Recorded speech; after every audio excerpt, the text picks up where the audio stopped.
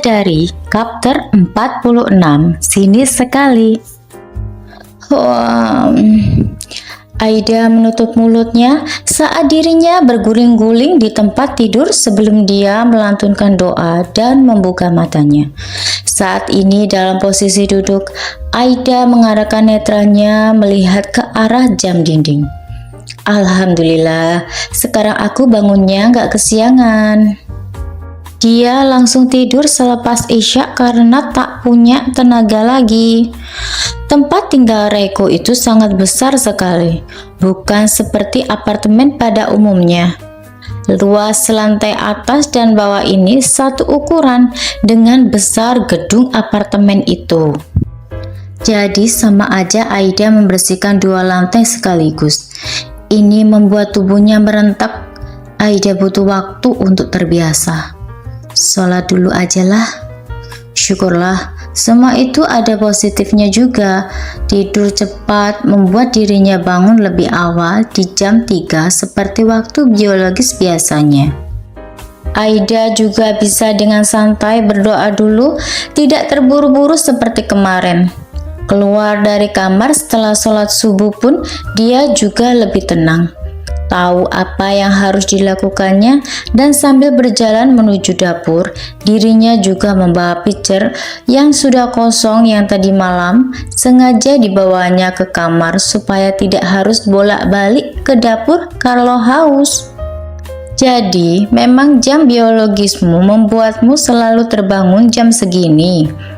Belum juga Aida membuka kulkas dan mengambil apa yang ingin dibuatnya sebagai sarapan pagi. Seseorang sudah menyapanya lebih dulu dan berdiri tepat di jalan masuk ke dapur. Iya, Pak. Aida tak memperpanjang pembicaraan, hanya kalimat itu yang terurai sambil dia membuka kulkas yang tadi tertunda. Apa yang kamu makan kemarin? Oh, kemarin saya cuma ambil buah, Pak. Gak sempet buat masak. Aida tak tahu apa maunya orang itu. Kenapa dia malah menginterogasi Aida di saat dirinya sedang ingin membuat sarapan pagi? Apakah dia tidak punya pekerjaan? Kenapa dia selalu bangun pagi hari seperti ini? Cuma makan buah? Apa kamu berencana untuk dia dengan badanmu yang sudah terlalu kecil itu? Namanya juga orang baru sembuh dari kanker, ya tubuhnya tentu saja tidak proporsional. Bisa dibilang Aida memang sedikit kurus, tapi bukan berarti kurus kering. Lagi pula perawakannya juga kecil, sehingga membuat dirinya memang tampak mungil dibandingkan dengan Reiko yang tingginya hampir 190 cm itu. Kemarin saya lupa, Pak, untuk makan. Jadi pas makan, ya pas buka puasa itu. Tapi mau masak lagi di dapur gak sempet karena udah ngantuk. Orang ini maunya apa sih? Kenapa pagi-pagi aku diinterogasi seperti aku ini maling? Aida kesal sendiri sih melihat Reiko yang ada di dapur dan mengganggu kerjanya begini. Kenapa jam biologisnya juga jam segini sih? Heis, bomatlah. Aida tak tahu dan sebenarnya dia juga tak ingin tahu.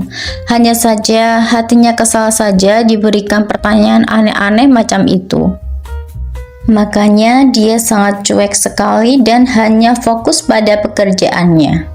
Namun, ini di saat Aida sudah mengeluarkan barang-barang dan menaruhnya di meja untuk diolah, pria itu malah mengulurkan sebuah kertas dari saku celananya. Lain kali jangan menaruh kertas seperti ini di dalam kamar tidurku. Maaf ya, Pak. Tak berniat untuk menunggu jawaban dari orang yang mengulurkan secari kertas itu, Aida sebetulnya hanya ingin mengambil kertasnya. Tapi kalau ingin mengirim pesan seperti ini padaku, taruh saja di ruang kerjaku, taruh di meja kerjaku, dan aku akan membacanya setelah aku kembali. Kertas itu tak bisa ditarik oleh Aida, karena pria itu masih menahannya. Sehingga tangan mereka sama-sama memegang ujung-ujung kertas berseberangan. Baik, Pak, saya mengerti. Kamu bisa lihat di walk-in closetku. Di sana ada spray. Gantilah setiap hari. Aku suka yang higienis dan bersih. Higienis dan bersih? Tapi dia memilih jodohnya sendiri dengan cara yang kotor. Menjijikkan. Apa dia pikir Sina itu bersih?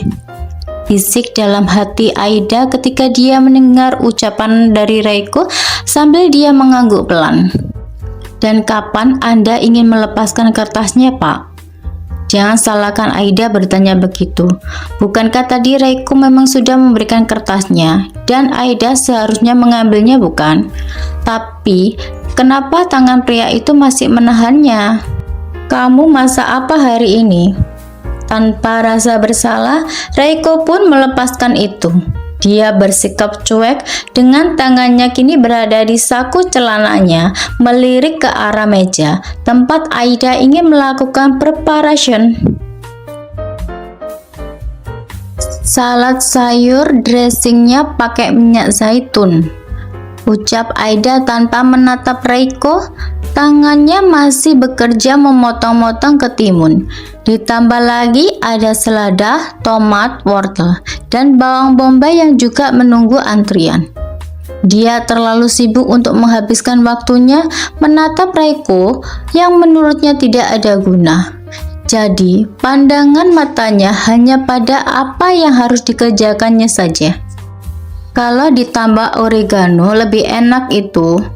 Saya belum beli, Pak. Kemarin cuma kepikiran pakai minyak zaitun sama lemon aja. Besok saya beli, Pak. Ini anak ngomongnya irit-irit banget ya. Bisik hati Reiko melihat Aida yang memang tidak banyak bicara. Bahkan sama sekali seperti tidak ada minat untuk menatapnya. Apel itu untuk apa? Dicampur juga ke sana. Reiko juga bingung kenapa dia tidak pergi saja dari tempat itu daripada dia seperti mencari-cari bahan pembicaraan seperti ini. Apelnya rencana dibuat jus, Pak. Lalu, kenapa hanya menyiapkan 2 mangkok salad? Lagi dan lagi Reiko masih menginterogasi Aida yang kini sudah memasukkan potongan-potongan sayuran tersebut ke mangkok masing-masing. Dia bekerja cukup cepat dan memang seperti sudah terbiasa bekerja di dapur. Ini semuanya sangat sistematis. Bukankah cuma ada Anda dan kekasih Anda, atau ada tamu lain? Kalau bicara padaku, tatap aku. Kenapa matamu terus aja ke sana? Bukan menjawab pertanyaan yang diberikan Aida, malah layangan protes yang diberikan oleh Reiko yang dari tadi memang merasa cukup kesal pada Aida, yang cuma menjawab sekenanya aja. Ditambah lagi dia sama sekali tidak menunjukkan manner ingin bicara baik-baik dengan Reiko, merasa kalau seseorang ingin bicara harus saling menatap. Apa kamu pikir dengan kamu melihatku, maka aku bisa jatuh cinta padamu?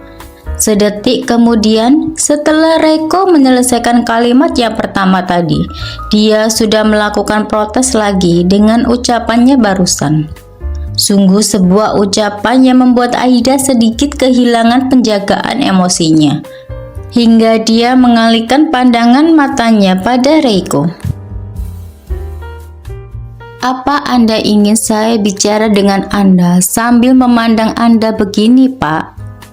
Bukankah itu adalah bagian dari sopan santun? Dan tidak seharusnya kamu bicara padaku seperti bicara pada musuh. Reiko tak menjawab iya atau tidak, tapi dia mengembalikan semuanya pada Aida. Bukankah mereka harus bicara, memang saling tetap menatap? Itu yang dia pelajari dari cara berbicara dengan penuh etika pada orang lain. Lagi pula dia datang ke sana tidak ingin mengajak ribut Aida. Apa ada yang lucu dari yang aku katakan sampai kamu tersenyum? Tapi lagi-lagi Reiko tak mengerti kenapa Aida malah tersenyum dan kembali fokus pada apa yang ada di mejanya. Adab berkomunikasi dengan lawan jenis yang saya tahu itu, salah satunya adalah harus menundukkan pandangan dan tidak membuat suara mendayu. Apa maksudmu?